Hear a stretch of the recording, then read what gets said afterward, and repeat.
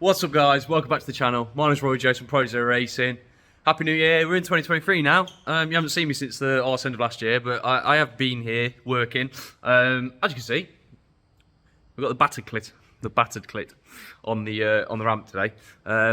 She's done all right. She's had a heavy season. Obviously, a very fruitful event with the whole gearbox and stuff going wrong, but we're over that now. We're moving on into 2023 and preparing for the season. So I've literally just got back from the Modified Ford Series Awards night. Had a fantastic time. We all drank some beer, we all ate some food. Some of them had a bit more of a boogie than others. Had a good catch up with everyone, and yeah, we're looking forward to this season. So, what's going on with the car then? Wow, let me show you. So as you will see, we now have the second side exit. So before we just had this one out the right hand side. However, Dean's fabbed us up the second side exit, and we've also got some thunder cannons over there, some complete straight pipes. Now, for those of you that have heard the car in person, it's not very loud from the exhaust. Everything is turbo noise on this car, realistically. So this should help with a little bit more noise, but then also if we still think it's too quiet, then these behemoths over here will be absolutely perfect for hopefully under noise regulations, but we'll see.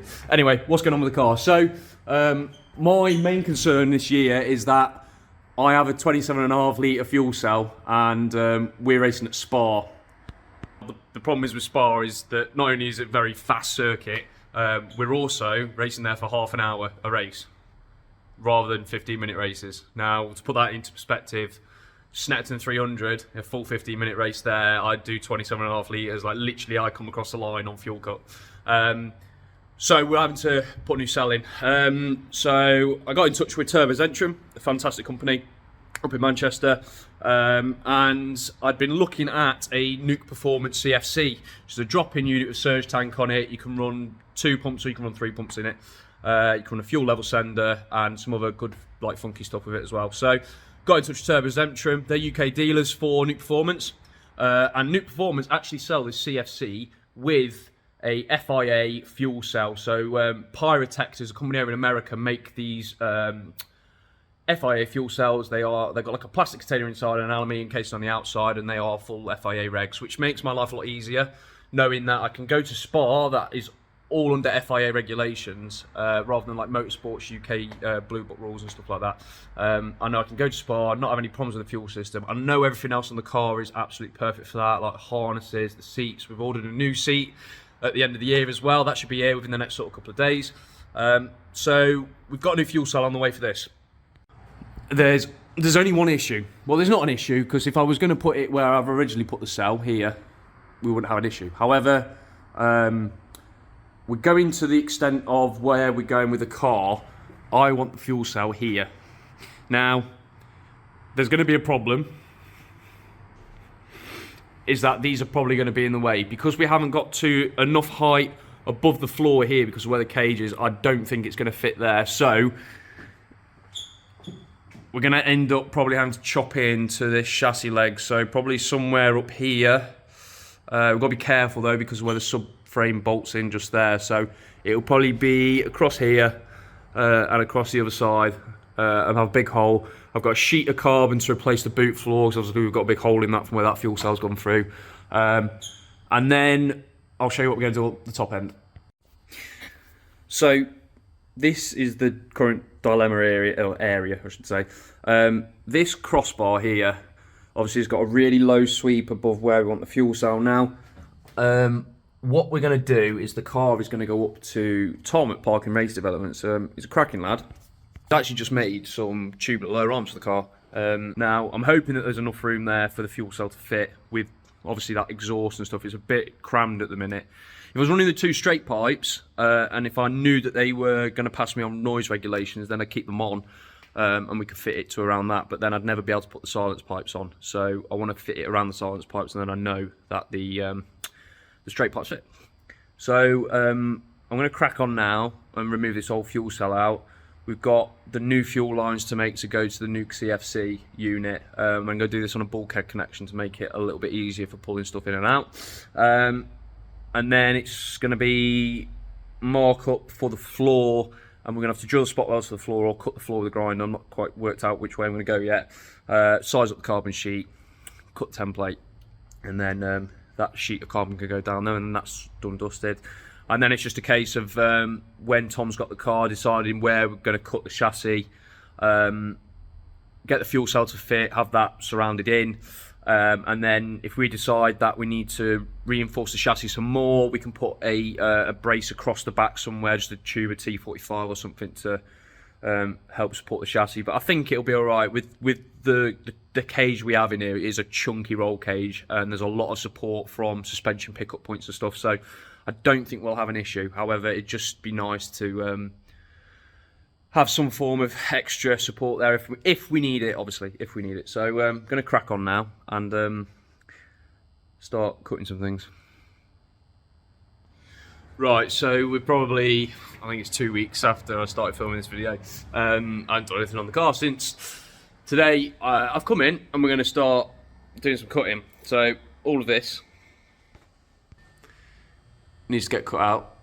This whole boot floor part now. Obviously the carbon fibre is cut to shape, I'll show you that in a second. I've got this to cut out. I've got that to paint. My 2 other tips to paint. And then once this is cut out, we can put some primer on it. And then obviously put some colour on. I ain't going to go to OTT with that. A, because it's race car, and B, because when we're done with the car here and the fuel cell lands from Turbo Zention, we're going to send the car off over to Tom at Parking Race Developments, and he's going to get the fuel cell mounted up in its own little cage sort of. So this is the space that we've decided we have to play with. To put this cell in, he is going to have to cut through this chassis leg here. However, Tom is a very clever lad. Does roll cages, tubular arms and stuff, which I'll show you in a minute because they landed, they're fucking sick. Tubular arms and stuff like that. And he's going to create probably some form of chassis brace to run between the chassis legs here somewhere, and then over to the other side as well. So I'll let him deal with that. The only thing that I was worried about with it is that this here's a pickup point for the subframe, and this here is a pickup point for the subframe. Now, when we cut this brace out, I think it's going to take away from the strength of that. However, A, you have the subframe holding those 2 chassis legs together. B, above this, you've got the roll cage holding it together. And C, once we have a brace, I think he might decide, instead of the chassis legs, he might actually come off the top side of this and connect those 2 points there. But we'll let him decide what he wants to do with that. The welder fabricator, and I am merely the guy with the grinder. These, however, are the parts for the new front tubular arms. So there's 2 sets of arms here that Tom has made. Oh, absolute artwork. Fair play to him. They're a lovely bit of kit. If there's anything that you need doing race car wise or even road car wise, tubular, whatever modification you want to do, if you speak with Tom, he's a very, very clever young gentleman. He's looked after me on these arms in terms of getting them done way sooner than I anticipated, so I can't thank him enough for that. If you own a Mark II Focus RS or Focus ST, I will be selling these arms as kits once we've tested it and we are happy with it. They weigh 2.2 kilos as a complete arm versus the 4.8 kilos that a stock arm is. The added benefit is they are a spherical jointed arm, both sides. Everything is adjustable on the car with these. In terms of once this is fitted to the car, you do not have to take the arm off to actually change any of the adjustments. It's all within some special turnbuckles that I've got hiding somewhere. So you can adjust caster, you can adjust camber. There's so much adjustability in this arm, it is unreal. They are a very chunky T45, but like I say, they weigh next to nothing realistically. One set of these arms weighs 1 of the OEA arms. So if you're interested in a set of these and you're in a Mark II Focus ST or RS or even a Volvo C30, if you want to hit me up, we're going to do group buy on these. The ST runs obviously a slightly different pin for the drop pin for the flipping heck. Jesus Christ, for the ball joint. So I have got to have those pins made. However, we've had the RS Mark II pins made. They're really easy to make, whereas the ST ones are a little bit more time inducing, so there might be a slight extra cost for ST. But as a whole, for a group buy, yeah, it's not an issue. And like I say, they will be getting powder coated in whatever colour you want as well. That will be included in the price. So yeah, if you have a Mark II Focus ST or RS and you fancy a set of these arms, hit me up and I'll work out a group buy offer for these. So yeah, let's move on to cutting some shit. Do you know sometimes when you just question your life decisions and you're like, why didn't I just do this in the first place? Or why, just why have I decided to do this anyway?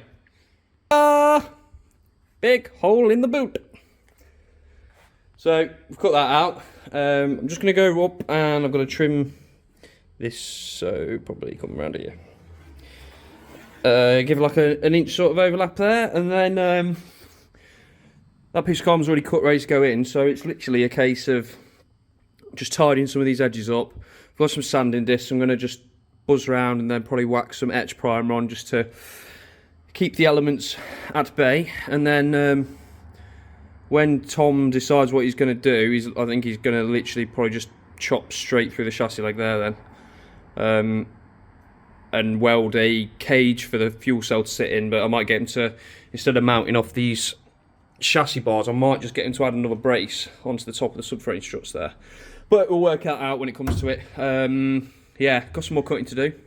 And then, I don't know what else to do with the car today, to be honest with you. I'm going to have a think. I'll have a think while I'm cutting small bits.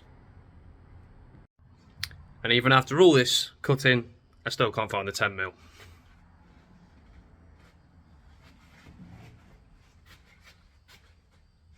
But got no boot floor now, so that's always, you know, an added bonus. So there we have it. Big dirty hole. I've just whacked the etch primer on just to give the car a little bit of rust protection, because obviously there was all bare metal edges all on that. Took another bracket off the subframe there. It used to be for the exhaust hanger. Yeah, I know it's only a crap little video, but just to show you the sort of things that we're having to do over this winter build. This is the first proper time I've touched it, really. Wait for this flipping fuel cell to land and all the other bits and bobs that I've ordered, like the seat. Most of the fuel system stuff's arrived, bar the tank now. The tank was the important part. All the other stuff is like next day in the UK. So once got the fuel cell in, got 2 fuel lines to run from the new pickup points over there. They'll run to the top of the fuel cell, 2 quick releases, and then you can just drop the cell out off like 6 bolts once the cage has been built for it, and it will just sort of sit in there, and you just drop it straight at the bottom. Obviously the key one's going to be getting it to fit with the dual side exits with silencers on, because they are a little bit bigger than obviously the straight pipes. But yeah, got a big dirty hole here now. I'm not going to put the carbon sheet in yet, because once we put the fuel cell in, I am going to have to do some more cutting on the carbon sheet to get it sort of slot around the cell. But that can happen when we get the car back. Okay guys, so it's probably been a couple of weeks since I filmed the last part of this, where we were messing around with the carbon. Took the car up to Tom at Parking Race Developments, and he's had a play around with some stuff, and he's done some bits. So first off, we've got a cradle in a different place and still a big hole in the boot. So this is the cradle for the new fuel cell. We went with a 64 point something litre, which is about 17 gallon Pyrotech fuel cell with a Nuke Performance CFC. This is where it sits in here. Obviously he's had to cut through lots of different stuff to get it to fit, but he's given us some strengthening bars and stuff to bang in once we've got the cell back in. He's also done a big dirty flipping splitter for us that I caught on the truck on the way here. So I'll show you the fuel cell now, because all those bits landed as well last week, which is a fucking nightmare. So this is the new fuel cell. It is an FIA approved cell, bladder tank on the inside, and then an alley cage on the outside. This is basically the easy way of me making sure I'm ready for Spa. Everything's FIA approved, so I don't have to mess around with having a tank made with foam inside of it and all this kind of malarkey. Added bonus that the top plate comes undone, and we can then run this little beauty here, which I've got to now build up. So this is the Nuke CFC unit. So basically this is a surge tank built into a top lid, and this then sits in that space there, obviously with the plate off, and then this bolts down instead. Fantastically, beautifully made piece of kit. I can't wait to give it a good try. But first I've got to put it all together, which involves fittings and bolts and shiz, so I need to crack on really and get this together. Yeah. So what I'm going to do is I'm going to put all these bits in. I'm not going to film it because it will take me a little while, and I don't want to bore you all, so without further ado, there we go. That's it all pretty much together. Just got a couple of things to put on the top. But we've got two 340 LPH high pressure pumps in here.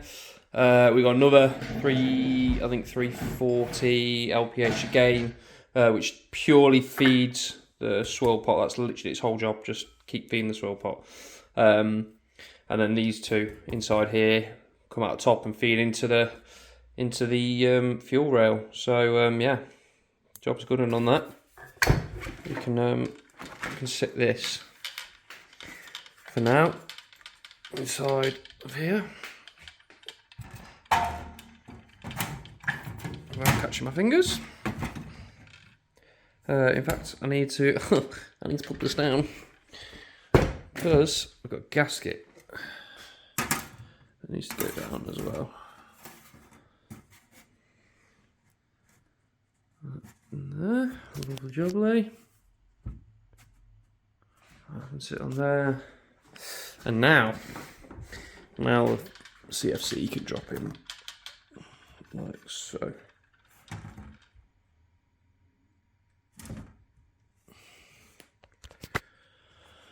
Lovely jubbly, and then that will get bolted down like that. There we go. Yeah, and then that can now get bolted down. Lovely bit of kit though, looks fucking awesome. You might be wondering why I'm doing this the other way around. This is the way it's going to sit in the back of the car if I was looking at the back. So my main filler is going to come over here somewhere, and all my wiring is going to run down here. Same with my main feeds and return. I want everything on the right hand side or the driver's side of the car, just to make things a little bit more simple. So this will run the wiring over across here. Join up, get these two as well, and then same with the fuel level sensor. That'll go with these as well, but this will then split off and go up to the dash in the car, which will be up here somewhere. But yeah, sweet man. So there we have it. Hope you enjoyed the video. Nice little cheeky easy one for a Sunday watch. Be sure to give the video a like, and you know, if you want to see more of the build and the racing this year, hit that subscribe button. I'll catch you all in the next video. Ciao for now.